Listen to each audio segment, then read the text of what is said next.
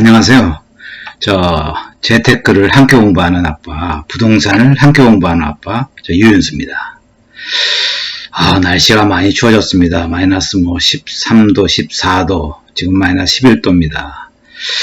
이번 주말에는 크리스마스가 이제 다가오고 있습니다. 12월 넷째 주입니다. 자, 오늘은요, 이번 주에 발표한 KB금융지주에서 발표한 한국 부자 보고서를 갖다가 부자 기준부터 시작해서 부자들이 자산 포트폴리오라든지 미래 투자 전략을 그들은 어떻게 가지고 있고 투자처는 그동안 어디였는지를 갖다가 여러분들이 사실은요, 알아두면, 여기 적어 썼습니다. 알아두면 언젠가 분명히 살아가면서 각 개인들의 삶에 영향을 줄 수 있고 도움을 줄 수도 있습니다. 자산도 모아야 되는 모아야 되겠다는 마음가짐도 생기게 되고, 또 저축도 어떻게 해야 되고, 부자들은 어떤 전략을 세워가지고 부자가 됐고, 종잣돈은 얼마고, 이런 거에 대해서 여러분들이 한번, 알아두면, 참고해두면 좋을 것 같아서, 제가, 2, 3일 전에 발표한 한국 부자 보고서를, 여러분들과 함께 공유하기로 하겠습니다. 자, 여러분 들어가기 전에요, 구독과 좋아요, 알림 설정을 좀 부탁드리고요. 기억할 만한 정보가 있습니다. 그래서 끝까지 여러분 동영상을 시청해 주시면 감사하겠습니다. 자, 여러분 지금 1, 2, 3페이지, 사실 지금 2페이지, 3페이지, 4페이지는 전체 지금 본론에 들어가기 전에 제가 한번 브리핑한 메모입니다. 그래서 이걸 한번 꼭 알아두시면 좋을 것 같아요. 이 2023년도 한국 부자 보고서를 보시면은요, 이분들이 금융재산이 대부분 금융자산이 10억입니다. 보유한 법인이 아니라 개인입니다. 2023년도는요, 은행에 예치한 금융자산이 10억인 분이 약 45만 6천 명으로 조사가 되었습니다. 이거는 지금 말이에요, 7월 말부터 시작해서 9월 중순까지 한 400명을 KB에서 조사한 겁니다. 그리고 2022년도는 참고로 해서 이제 42만 4천 명인데요. 23년도는 3만 2천 명 정도 증가한 것을 여러분들이 볼 수 있습니다. 이 45만 6천 명이라고 한다면 한 5,100만 50만 명 전체 통계로 봤을 때, 만 명 통계로 봤을 때 한 0.89%에 해당됩니다. 상위 1%에 해당되는 거죠. 그래서 이분들의 거주지를 보면요, 서울이 45%입니다. 경기도가 한 22% 되고 인천이 3%입니다. 그래서 대부분이 70%인데 나머지가 30%입니다. 이 서울 45% 중에서도 연구 보고서를 보면은 서초, 강남, 송파가 대다수를 차지하고 있습니다. 여러분 참고하시고요. 이 부동산 비율을 보면은 이 총 자산 중에서 중요한 부분을 차지하고 있는데, 여기 제가 정리한 거라면 여기 이제 부동산 자산이 있고 금융 자산이 있고 기타 자산이 있습니다. 기타 자산이라면 이제 금이라든지 보석이라든지 예술품 이런 회원권 이런 걸 말씀드리는 겁니다. 그래서 일반 가구는요, 부동산 자산이 한 80%, 금융 자산이 한 16%, 기타 자산이 한 4%인데 우리 한국 부자들 같은 경우에는 부동산 자산이 한 56% 정도 차지하고 있습니다. 금융자산은 38%, 기타 자산은 6%입니다. 그러면 예를 들어서 제가 차후에 설명해 드리겠습니다만, 어쨌든 간에 100억, 만약에 그들이 생각하는 부자가 100억이에요. 사실 큰 돈입니다. 사실은 아주 누구도 사실은, 접근할 수 없는 돈이죠. 굉장히 젊을 때부터 30살부터 40, 50대 인생을 살면서 꾸준하게 모아야 됩니다. 그거에 대해서 설명을 드리겠고요. 보통 지금 한국 부자들이 부동산 자산은 보통 56억 정도를 가지고 있다고 생각하시면 됩니다. 거주주택은 30억 정도로 생각하시면 되고요. 금융자산이 한 38억 정도 됩니다. 100억 기준입니다. 이건 물론 50억에서부터 100억, 50억 미만, 또 100억 미만도 있습니다. 그래서 보통 이분들이 사업소득으로 사실은 이게 100억을 모은 거예요. 31%, 부동산으로 25%, 50%. 그래서 부동산이라는 것이 재테크에 굉장히 중요한 수단을 차지하고 있다. 이렇게 여러분들 생각하시면 되겠습니다. 이 두 번째 브리핑은요, 이분들이 지금 소득이 그 잉여자금이 연평균 보통요, 물론 많이 벌 때는 이분들도 뭐 1억, 2억, 3억도 연봉이 됐을 거예요. 그러나 어쨌든 이분들의 그 평균 연평균 어떤 그 소득은 8,825만 원입니다. 물론 여기 보시면은요, 50억에서 100억의 자산을 갖다가, 이게 순자산은 아니고 총자산입니다. 총자산을 가지고 부채 포함하는 겁니다. 그래서 이분들이 소유한 것은 한 1억, 한 170만 원 정도 이렇게, 소득을 가지고 있습니다. 평균입니다. 이분들은 저축도요, 연간 한 7천만 원에서 1억 1천만 원 하고 계시고 계십니다. 물론 이분들이 이제 부채도 4억 8천 정도 있는데, 이거에 대해서는 자세하게 제가 본론에 들어가서 말씀을 드리겠습니다. 참고로 사실은 거주용 주택을 제외하고 이분들이 금융투자가 사실은 부동산 투자보다도 사실은 그 총량에서는 더 많다는 걸 갖다 여러분들이 아마 차후에 제가 본론에서 브리핑 해드릴 때 아마 여러분들이 아실 것입니다.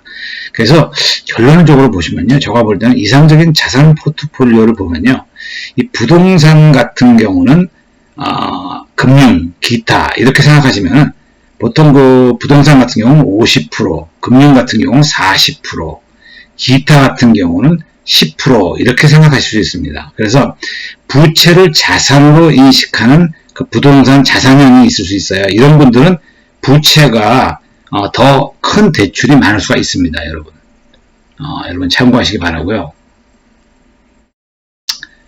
제가 지금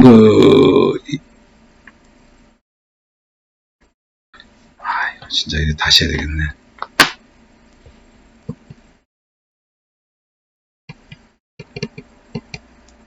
그 세 번째 제가 보시면은요, 요즘 이 브리핑 세 번째인데, 이 지금 종잣돈의 문제에 대해서는 사실은 한국 부자들이 보통 50억 미만일 경우에는 한 6억 8천 정도를 갖다가 종잣돈을 생각하고 있었습니다. 그리고 50억에서 100억 분들은 한 8억 2천 정도를 갖다가 종잣돈을 생각했고요.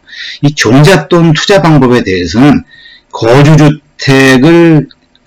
거주주택이 다수였습니다. 종잣돈을 모아가지고 이분들은 이제 여기 보시면은 거주용 주택에서 저렴한 곳으로 거주하신 후에 이제 대출을 활용해서 전세보증금 대출을 활용해서 아파트라든지 또는 수익형 모델 또는 뭐 차익형 모델이 있을 수 있지 않습니까? 이럴 때 이제 어떻게 보면은 이제 투자를 하셨고 또 주식 투자도 하셨고 재건축 투자, 상가주택을 하셨습니다. 여기 보시면 일단 부채 활용이요, 이 투자나 사업 자금 마련하는데 큰 도움을 드렸던 건 사실이고요. 여기 이제 본론에 제가 들어가서 말씀드릴 것은 50억 미만일 경우에는 2억 원의 부채를 활용했고 50억부터 100억까지 모으신 분들은 기본적으로 부채가 한 5억 6천이었습니다만 이걸 잘 활용해 가지고 투자를 갖다가 했다는 겁니다. 자, 여러분 여기 보시면은요, 지금 한국 부자들이 여기 본론에 들어가서 제가 말씀을 드리는 겁니다. 한국 부자들은 지금 10억 이상 금융자산이 계신 분들이 45만 6천 명입니다. 그래서 여기 보시면은요, 자산가를 갖다가 우리는 10억에서 100억 기준으로 했을 경우에 보통 41만 6천 명이고요. 이 고자산가는 보통 100억에서 300억인데 이분들 같은 경우에는 3만 2천 명이라고 합니다. 그리고 초고 자산가는 300억 이상인데 이분들은 9천 명이라고 합니다. 근데 뭐 사실 초고 자산가들은 초고사 자산가는 사실 이거는 뭐 증여나 어떤 사실은 상속을 통해서 이루어지는 거고요. 그렇게 이해를 하시면 됩니다.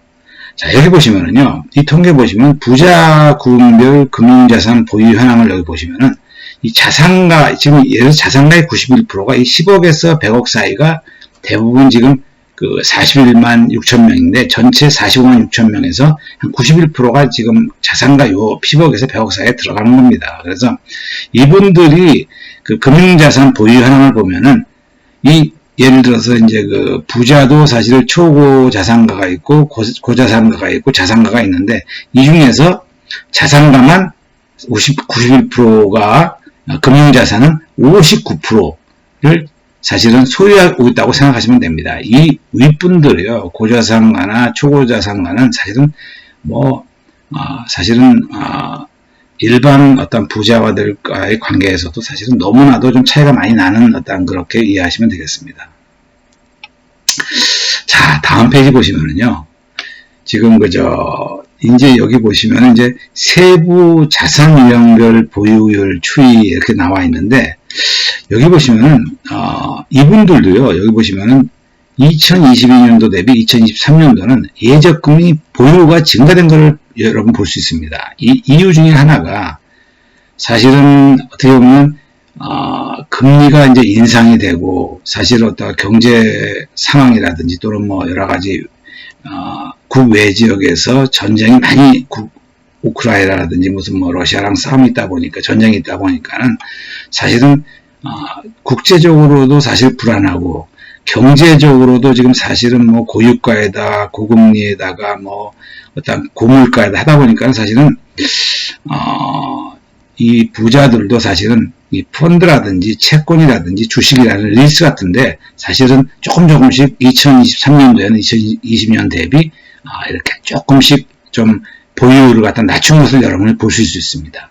반면에 여기 보시면은 아무래도 이 금이라든지 보석이라든지 예술품이라든지 회원권 같은 경우는 아무래도 조금씩 증가된 것을 볼 수 있습니다. 그래서 여러분들이 사실은 정답은 없어요. 그러나 우리가 친구 따라 강남 가듯이 우리들이 부자들을 가까이 할 수 있다면은 여러분들도 또 다른 어떤 색다른 어떤 정보를 갖다 얻을 수 있지 않느냐 이런 생각을 하는 차원에서 한국 부자 보고서를 지금 여러분들에게 촬영하고 있는 겁니다. 알아두시면 좋습니다, 여러분. 자, 다음 페이지를 보시면은요, 여기 보면 지난 1년 동안의 금융자산 투자 성과를 보시면은요, 여기 보시면 22년도 대비 23년도 보면은 여기 보시면 수익이 발생했다. 23년도가 사실 부동산 시장은 굉장히 아주 그냥 저점부터 시작해서 다시 또 22년도 회귀하는데 적지 않은 7월달, 8월달, 5월달, 4월달 되면 좀 반등을 많이 했어요. 그래서 고점 대비 90%까지 상당히 반등을 한 지역도 있습니다만 어쨌든 사실 1, 2월달에 비해서 지금 생각해보면 12월 작년도 22년도 사실 12월부터 23년도 한 3월달까지가 가장 저점이었다는 겁니다. 그 당시에는 사실은 매매가랑 전세가랑 갭이 워낙 났었기 때문에 수익이라든지 손실이 굉장히 많이 발생했다고 생각을 해요. 그러나 지금 7월달, 8월달, 9월달, 9월달까지 가면서 전세값이 상승함에 따라서 매매가가 사실 밀어올리는 효과 때문에 부자들이 가지고 있는 어떤 부동산도 수익과 손실이 발생하지 않았다. 이런 것도 사실은 보면 여기 통계에 지금 잡히고 있지 않습니까? 여러분 참고하시기 바라고요. 여기 지금 보시면은 1년 동안의 부동산 자산 투자 성과를 보시면은요, 23년도는 확실하게 거주형 부동산 같은 경우는 확실하게 수익이 감소된 걸 볼 수 있습니다, 여러분. 여기 보시면은요, 거주형의 부동산은 또 마찬가지입니다. 이게 수익형 모델, 차익형 모델이 상당히 반토막 난 거를 갖다 보실 수 있어요. 그래서, 이거는 일반 어떠한 투자자나 어떠한 부동산 전문 식견이 있던, 전문 식견이 없던 부자들이 생각하는 부동산 자산도 상당히 많이 감소했다. 이렇게 생각하시면 되겠습니다. 자, 일곱 번째 페이지인데, 여기 보시면은, 여기 보면 1년 이내에 단기 고수익이 2024년도에는 여러분이 어떤 투자를 하시고 계실 거냐, 이런 생각을 갖다가 이제 물어보니까는 중장기 고수익 예상 투자처 탑5를 여러분들이 이제 부자분들이 투자처로 생각하는 것이 주식이나 거주형 주택이다 이렇게 말씀하시고 있습니다. 지금 그죠? 그래서 주식 같은 경우는 내년에 이제 금리가 인하가 되니까 아무래도 선반영되는 시점에서 한 3, 4개월 전에 그 중장기적으로 고수익이 예상되기 때문에 투자를 할 계획을 가지고 계시다. 이런 걸 지금 여러분 이 보고서에 나타나 있는 거고요. 이 거주형 주택도 마찬가지입니다. 거주형 주택도 내년도 상반기 한 6월달, 7월달 하반기쯤 되면은 사실은 거주형 주택도 이분들이 투자할 계획을 가지고 계시다. 이렇게 지금 나와 있지 않습니까? 반면에 지금 뭐 또한 금보석도 마찬가지입니다. 이게 2023년도와 마찬가지 2024년도도 상당히 금융보석에 투자를 갖다 많이 할 예정이다. 지금 이거 보시면 미술품 투자를 경험한 부자들이 지속적으로 늘어나고 있는데 보통 대부분 그 금액은 여기 이제 보고서에 나와 있는 거 보면 한 1,000만 원에서 한 3,000만 원 정도가 27.3%를 차지하고 있고요. 3,000만 원에서 뭐 6,000만 원, 6,000만 원에서 1억도 대부분 한 20% 정도대를 유지하고 있습니다.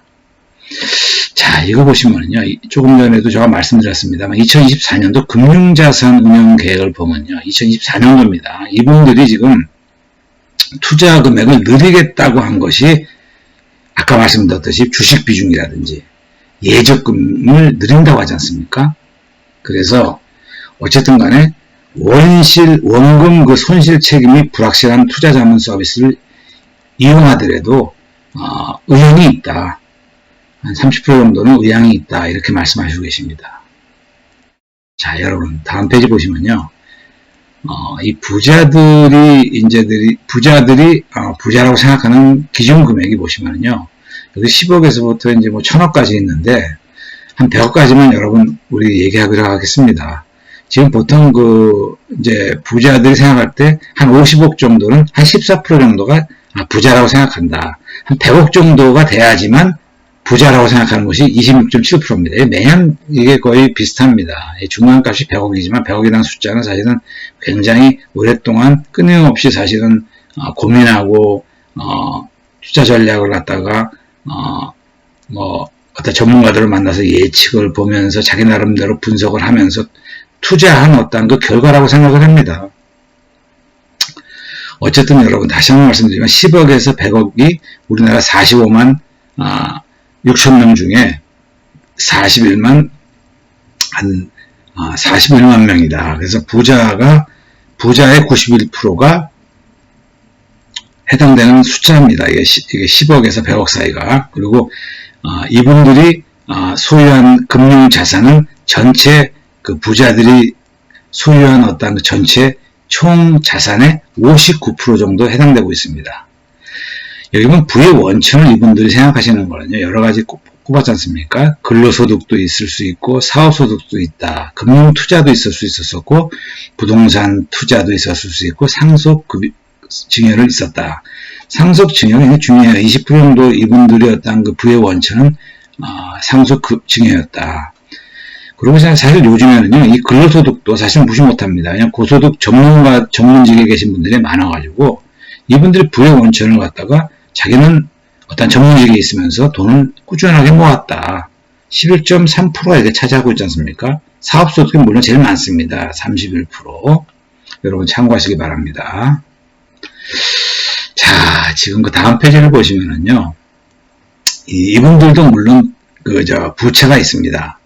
지금 아까 그 10억에서 100억 어떤 그 1만 명, 42만 명 이런 얘기는 총 자산을 얘기하는 거고 이분들이 지금 얘기하는 부채라는 것은 2023년도에 평균적으로 총 부채 평균이 약 4억 8천입니다.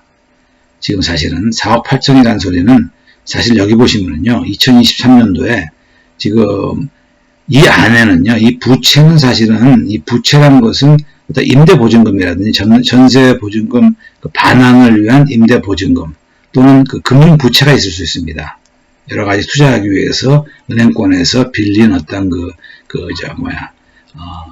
융자를 말씀드리는 겁니다. 그래서 어쨌든 간에 여기 보시면은 이 보통 50억 기준으로 했을 경우에 20%면 4억, 50억에서 100억 기준으로 했을 때는 한 8억 정도를 갖다 부채인데 평균적으로 그 부채 평균은 한 4억 8천 정도였다. 이렇게 생각하시면 됩니다. 여기 보시면 50억 미만이다, 50억에서 100억 미만이다, 100억 이상이다, 이런 거 보시면은요, 임대보증금은 점차 어떻게 보면 큰 부자일수록 사실은 현금을 많이 보유하고 있다는 겁니다. 임대보증금을 갖다가 사실은 월세를 받는다, 이렇게도 생각할 수 있어요. 금융부채도 보시면은요, 사실은 물론 지금 50억에서 100억 미만 분들보다는 100억 이상 분들이 금융부채가 훨씬 더 2배 많은 걸 여러분 볼 수 있습니다. 이거는 어떻게 보면 당연한 결과이겠죠. 어쨌든 간에 이 부자들도 어쨌든 부자들은 이 자산과 부채의 레버리지를 잘 활용하신 분들입니다. 우리 집에는 부채가 없는 것이 무슨 어떠한 거죠. 가원이다. 이런 분들은 사실은 이제는요, 사실은 부채도 활용할 수 있는 어떠한 그 레버리지를 활용하는 것도 하나의 투자 전략이 될 수 있다는 걸 갖다가 지금 현재 부자들이 증명하고 있는 겁니다. 여러분 이걸 참고하셔야 됩니다. 여기 보시면요, 수요 잉여 자금, 아까 제가 좀 말씀드렸습니다만 투자 자산 배율도 보시면요, 지금 예를 들어서 지금 이 투자 자산, 그러니까 소득 대비 투자 자산 배율이 거의 25%입니다. 지금 25배. 보통 지금 여기 보면은 이 노란 거는 연간 소득 잉여 자금 대비 거주용 부동산 배율입니다. 이것도 한 25배 되는 거 알 수 있지 않습니까? 금융자산도 한 25배 정도. 자기가 버는 거에 비해서 이제 25배 정도다. 이렇게 이제 그걸 갖다가 보여드리고 있는 겁니다. 자, 다음을 보시면은요, 이것도 재밌는데, 연령대, 자산 원천별 부자의 가구수 연령대와 어떤 직업인데, 이게 이제 자수성가형도 있고, 보통 부자들이 금수저형도 있습니다. 근데 여기서는 이제 자수성가형을 갖다 기준으로 하겠습니다. 보통 30대부터 70대인데, 대부분 지금 연령대는요, 50대가 가장 많습니다. 지금 36.7%, 금수저형도 33.8%입니다. 이 40대도 지금 사실 18.9%, 21.9% 이렇게 지금 연령대가 나오는데, 전문직에 계신 분들이 저축도 많이 하고, 주식 투자도 많이 하고, 부동산 투자도 성공적으로 했기 때문에 자기는 부를 잃었다, 이렇게 얘기를 하는 겁니다. 여기 보시면은, 이 직업을 보시면은, 전문직에 계신 분들이 이렇게 많아요. 자수성가액은 22.5%, 100명 중에 한 23명 된다는 겁니다. 금수저형도 100명 중에 25명에 해당되고 있지 않습니까? 전문직. 지금 여기 보시면 이제 이 사업체를 운영하시는 분들이 여전히 사실은 많습니다. 66.9%. 그리고 여기 보시면 금수저형도 금수저지만 사업체를 운영하시는 분들이 47.5% 이렇게 차지하고 있습니다. 여러분 참고하시기 바랍니다. 자산 원천별 부자의 투자 성향을 비교해 보면요, 이 자수성가형이나 금수형이나 퍼센테이지 올라가는 것은 비슷비슷합니다. 여기 보시면은요, 이분들이 부자지만은 이 투자 성향을 보면요, 안정형이나 안정추구형이 이렇게 많아요. 여기 보면 자수성가형도 9.5%, 안정추구형이 33%, 벌써 42%가 넘지 않습니까? 이 금수저형도 마찬가지예요. 10%, 45%, 55%, 절반 이상이 안정형으로 안정추구형이다. 그 외에도 사실 위험중립형이라든지 적극투자형도 이렇게 있을 수 있어요. 사실은 돈이 여유가 있으니까는 적극적으로 일부는 투자한다는 겁니다. 33%, 23% 이렇게 공격투자형도 이렇게 많지 않습니까?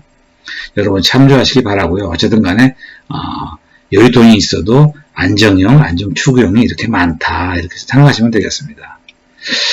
자, 여기 보시면은요, 이것도 재밌는 통계예요, 사실은요. 매년 나오는 통계지만, 이 자산 원천별 부자의 종잣돈 규모와 모은 나이, 이게 무슨 말이냐면, 부자들이 종잣돈을 어떻게 모았고, 사실 종잣돈 규모는 어떻게 되냐. 이 자수성가형은, 여기 보시면은, 평균적으로, 5억에서 10억 미만이 많습니다. 30.8%.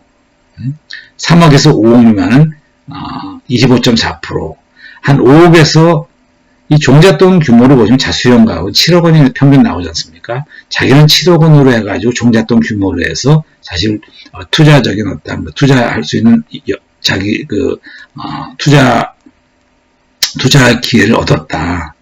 이번에 금수저형도 마찬가지예요. 보면 8.7억 원 좀 높죠, 평균이요. 종잣돈을 이분들은 금수저형은 8억 7천을 생각한다는 겁니다. 종잣돈을 모은 나이 보시면요, 대부분 여기 42세 정도입니다. 여기 보시면 40대가 많아요. 전문직에 계신 분들도 많지만 어쨌든 간에 자기는 종잣돈을 갖다가 40세, 42세 때, 자수성가형은 42세 때 51.5%를 갖다가 사실은 모아가지고 투자에 성공했다, 이렇게 말씀을 드리는 겁니다. 이분들은. 여러분들 보시면요, 이게 재밌어요, 사실은요. 그래서 40, 50대가 주로 이루고 있으면서 종잣돈은 한 7억 정도를 갖다가 생각을 하고 있었다. 물론 여기 뭐 3억 미만도 있고 3억에서 5억 미만도 있고 5억에서 10억도 있어요. 많으면 할수 좋죠. 그러나 어쨌든 뭐 종잣돈이 한없이 늘어날 수 있는 건 아니고 적당한 크기의 규모에서 적당하게 투자했다, 이렇게 말씀을 드리고 있습니다.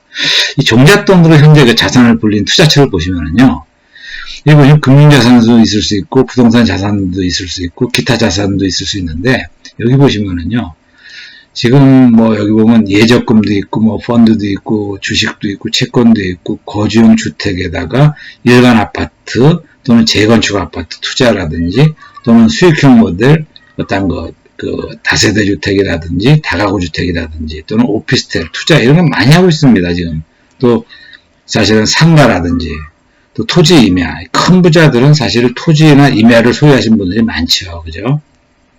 기타 자산으로는 금이나 보석을 갖다 투자한 건데, 이 전체적으로 여기서 지금 금융자산이나 부동산 자산 여기 총 합해서 가장 많이 지금 그 자산을 불린 투자처는 1등이 뭘 차지했냐면 주식입니다. 자수성가형도 자기가 생각할 때 47.3%, 금수저형도 37.5%가 자기는 주식을 투자해서 일단 큰 부자가 되었다. 뭐 10억에서 100억, 100억 이상. 그죠? 보통 우리나라의 보통 평균 어떤 10억에서 보통 100억의 부자들이 평균, 자기가 평균 자산 한 25억, 20억, 26억 정도 되더라고요. 그리고 이제 고자산가들은 한 170억 정도 되고요. 초고사 자산가들은 한 1300, 1400원도 되더라고요. 보고서에 보니까. 근데 그것은 쉽지가 않지 않습니까? 일반 사람들은.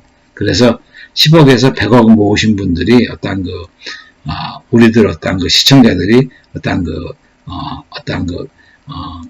타겟이 되면 좋겠습니다. 10억에서 100억을 모아도 한 50억 정도만 있어도요, 사실은 먹고 사는데 지장도 없을 뿐만 아니라 투자하는데도 여유가 있을 수 있고, 삶에 여유가 생깁니다. 그 다음으로 이제 이분들이 자기가 이제 자산을 불린 투자처 2위로 뽑은 것이 여기 보시면은 거주용 주택이에요. 보면 여기 이제 자수성가형이 42%, 금수저형이 35%를 갖다가 거주용 주택을 뽑았습니다. 세 번째는 이제 예적금을 뽑았어요. 여기 보면 이제 27.8%, 금수저형도 역시 여전히 돈이 있어도 돈을 갖다가 장롱속에 넣어둘 수 있는 것도 아니고 주식을 매번 투자할 수 있는 건 아니니까 예적금, 일단 현금의 유동성 문제 때문에 25%는 예적금을 투자하고 계신다, 이렇게 세 번째로 뽑았고요. 그 밖에 여러분 여기 보시면은 상가 투자라든지 또는 여러 가지 토지 임야 투자 이렇게 많습니다. 사실은 여기 금수저형 같은 경우는 토지 상가 이렇게 많이 투자하는 걸 여러분들이 보실 수 있습니다. 그죠? 여러분 꼭 참고하시고 계시고요. 이것을 여러분들이 꼭 메모해 뒀다가 여러분들이 점차 나이가 들어감에 따라서 어떤 자산을 모을 때 참고하시면 굉장히 좋을 듯 싶습니다. 예전에 이런 게 많지 않았어요. 10년 전부터 이런 것이 이제 한국 부자 보고서가 나왔는데, 이런 것은 조금 우리들이 메모해 두고 참고하면 참 좋은 시나리오입니다. 자, 여러분 오늘도요, 끝까지 여러분 동영상 시청해 주셔서 감사하고요. 여러분들 어쨌든 간에 최선을 다해서 지속적으로 열심히 동영상을 찍고 있습니다. 여러분, 여러분 오늘 동영상이 도움이 되셨다면 구독과 좋아요 좀 다시 한번 부탁드리겠습니다. 여러분 감사하며 고맙습니다. 여러분 감사합니다.